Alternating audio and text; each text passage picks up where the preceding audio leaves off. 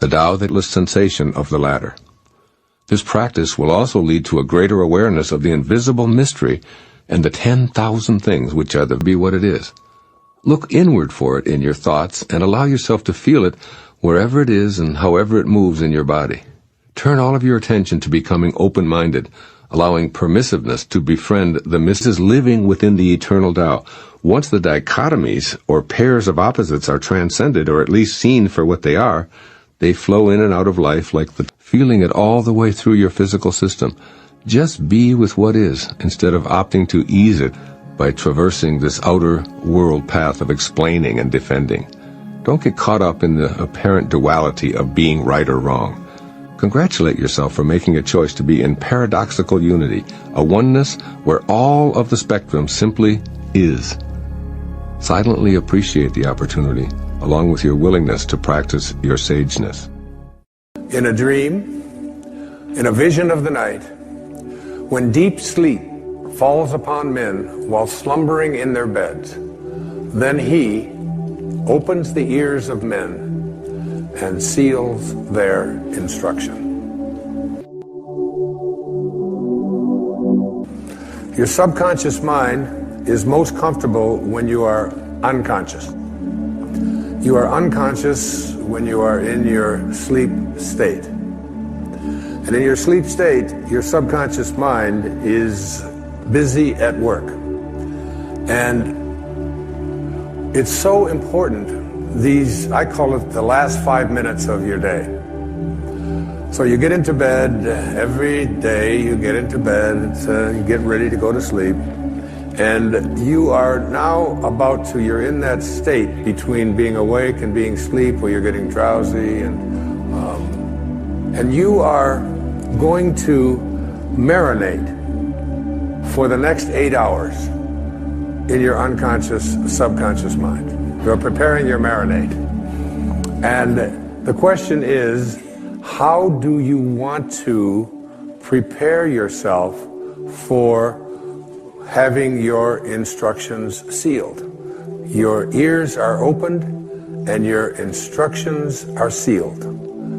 So most people use the last 5 minutes of their day as they're about to enter into sleep to review all of the things that they don't like, and all of the things that didn't work, and all of the people that hurt their feelings, and all of the stuff that is going on in their life that they wish weren't happening. This is their worry time. This is the time when you fill your mind with all of this stuff, and then you go off into sleep, and he opens your ears and seals your instructions while you are slumbering. That's right out of the book of Job. So what you want to do is reverse this practice, because your subconscious mind is listening to how you are asking the universe to provide for you what it is that you would like to attract or manifest into your life. And if you fill your subconscious mind with all of the things that you don't want, that you don't like, that make you unhappy, that make you depressed, that make you worry, then your subconscious mind, which is impersonal, and remember, it can't make a distinction between what it is that you are feeling as a result of what you place into your mind or what is actually happening in your life. It doesn't distinguish one from the other. It's totally impersonal. It's just open to suggestion. And here you are suggesting to your subconscious mind, which will, when you awaken, you will align with the universal subconscious mind, the one mind. You know, there's millions of people out there in the world. There's millions of you watching this program. And you can see the difference between each and every one of you on the basis of your appearances. But there's only one mind. That's what the great spiritual texts all teach us. So now, if you program your subconscious mind to tell yourself, to go over all the things you don't want, all the things you don't like, all the things that shouldn't have happened, all the ways that you were mistreated, all about how terrible the economy is. And, you know, we live in a fear-based world. You want to shift away from that kind of consciousness and use the last 5 minutes of your day to program your subconscious mind with what you have placed into your imagination with your I ams. I am well. I say it to myself every night, especially when I get into that state, that weird state where you're sort of half awake and you're half asleep and you're heading towards that sort of that subconscious place. And I just remember what it says in the book of Job. I don't want my instructions sealed by going over, I am sick, I am poor, I am unhappy. I just say, I am content, I am lucky. When I wake up in the morning, I don't say, oh, good God, morning. It's the reverse. I say, good morning, God. It's like being grateful rather than being in that place where the things that you don't want are what you have programmed your life to be. I always think of this as, like you have a currency. And if I were to give you currency to go out and purchase what you want, and every place you went, you took this currency that you have to purchase what you want, and you purchase what you don't want, and then when you get home and you wonder why your house and your life is filled with everything that you don't want, it's because you're insane. That's just insanity. It is. I mean, why would you take the currency that you have to buy what you do, that's there for what you do want, and spend it on what you don't want? Well, the currency that you have for attracting into your life what you would like to have are your thoughts and your imagination and your I ams, your God consciousness.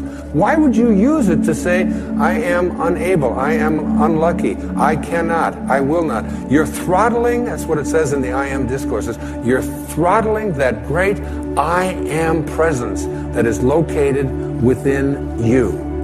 And so the last 5 minutes of your day, as you're about to marinate for 8 hours in your subconscious mind with your unconscious state, you want to go into that state, even if your senses tell you, oh, you're just fooling yourself and so on. You don't want to use your senses and the internet and other people's opinions, what you see, what you hear. You want to let go of all of that and recognize that anything that you want to attract or create for yourself in your life begins with what you have placed in your imagination and have assumed the feeling of that wish fulfilled, and now you're going to practice it because getting stuff out of your subconscious mind is a big job. It really is. Most people are just not willing to do what it takes. I still can't get the Morse code out of my subconscious mind. I need to have a major deprogramming thing. There's that exit sign. Dit-da-da-da-da, dit-da. It's always there. But that's just harmless. What isn't harmless is, placing into your subconscious mind all the things that you're reviewing about what you don't like, about what didn't happen, about who mistreated you, about how sad you are, about how this can't happen.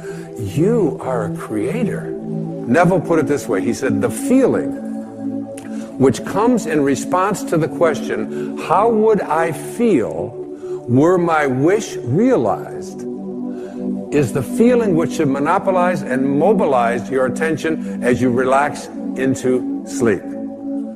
How would I feel were what it is that I would like to attract and create? And I don't care what it is, whether it's about the condition of your body, the disease state that you're in, the fact that you've been overweight for 3 centuries or 3 decades or whatever it is, the fact that you've been addicted, you ignore it. Even if you're drinking the coffee and doing the drugs and drinking alcohol or eating the sugar and so on, ignore what your senses tell you. Ignore what you see on the scale. Ignore all of that and say, I am sober, I am healthy, I am well-being, I am content, I am happy, I am perfect health. Because ultimately, that's how you will attract it. You have to be able to see the wish fulfilled already in advance and call those things which do not yet exist as though they do.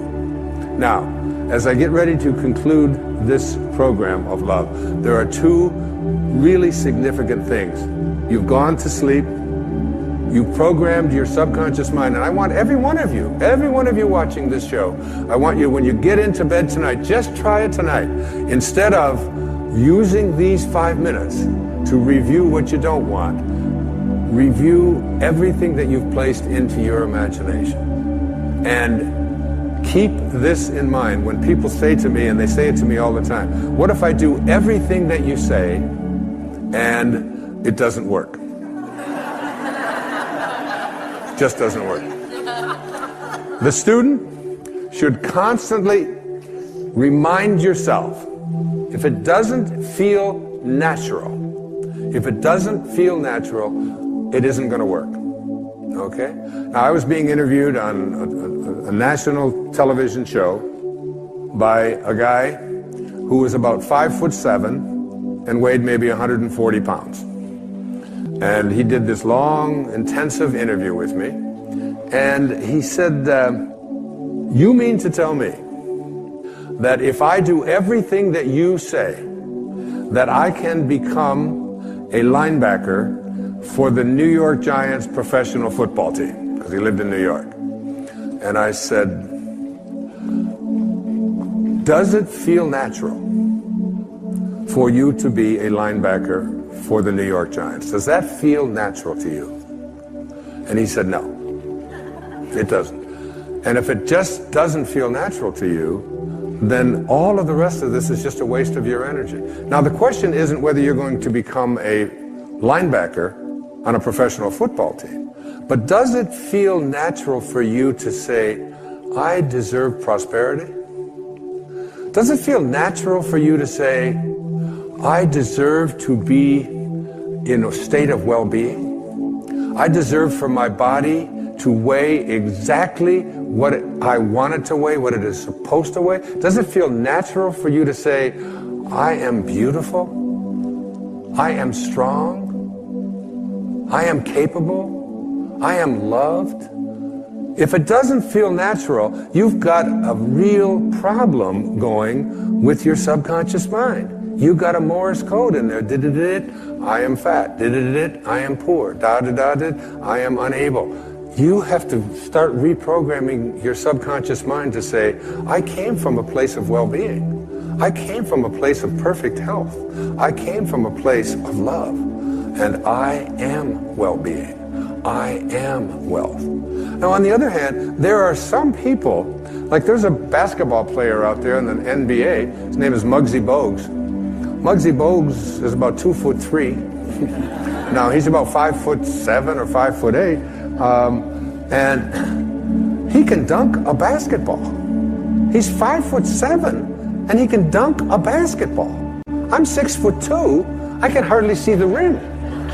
But somehow, for this man who is 5'7", it felt natural for him to be able to elevate his body and grab onto a rim that's 10 feet off of the ground. And it feels natural for him, and he's able to do it.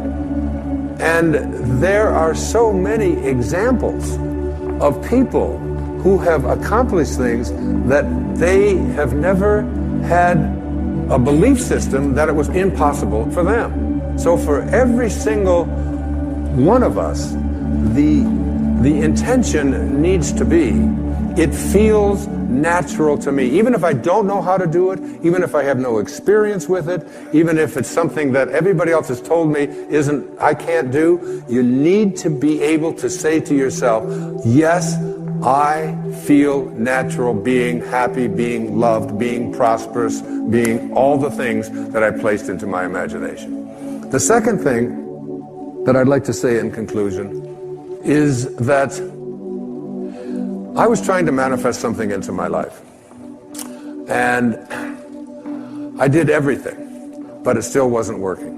And then I reread the I Am Discourses. And one of the things that it says in the I Am Discourses that is very, very powerful is that as long as you are having any thoughts of condemnation, criticism, or judgment towards any of God's children, you are throttling the great I Am presence within you that is God. And I realized that my attempt to manifest what I wanted for myself into my life involved some judgment, some criticism, and even some condemnation toward someone who had done things that I felt that that person shouldn't have done. And when I let go of the judgment, and I let go of the condemnation, and I let go of the criticism, almost instantly what it was that I was looking to manifest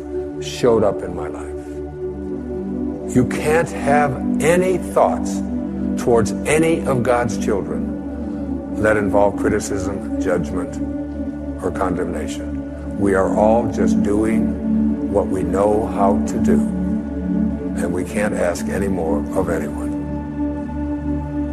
Those of you who have followed me over the years know that one of my very favorite songs is Amazing Grace.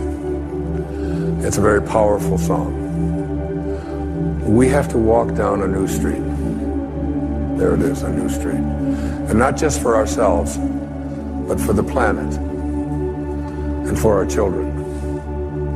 There's a wonderful prayer that the Native Americans would say. When we walk upon the earth, we place our feet very carefully because we know that the faces of our future generations are looking up at us from beneath the ground, and we never forget them. Sometimes I think we have forgotten them. Sometimes I think we forget that we are borrowing our planet from them. This is theirs, and they're just letting us use it. This, on this stage with me, I'm proud to say, is the San Diego Children's Choir. And I would like to tell all of you, ladies and gentlemen, the story about the song you're about to sing. This song was composed by a man named John Newton, who lived back in the 18th century. And he was in the business of selling human beings into slavery. He was 22 years old, and he was a slave ship captain. And in this hideous practice that was so commonplace in the 17th and 18th centuries in the British and American empires, he was taking people from West Africa on his ship to the New World, to South Carolina, to be sold into slavery. And halfway across the ocean, he encountered a storm. And he heard from the wailing of one of the people that was to be sold into slavery, the sounds. And he took out an envelope and he wrote on the back of this envelope the words to a song. I once was lost, and now I'm found. I once walked down an old street, and I'm walking now on a new street. And in one moment, his life was changed.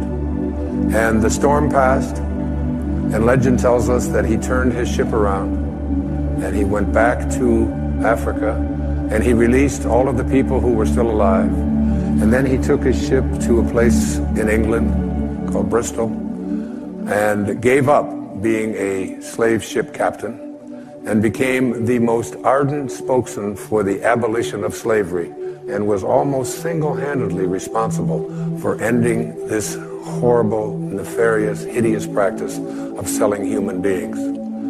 And it all happened in one moment, one instant, one quantum moment. Any of us can change our lives in one moment and reverse the old street and begin walking on a new street.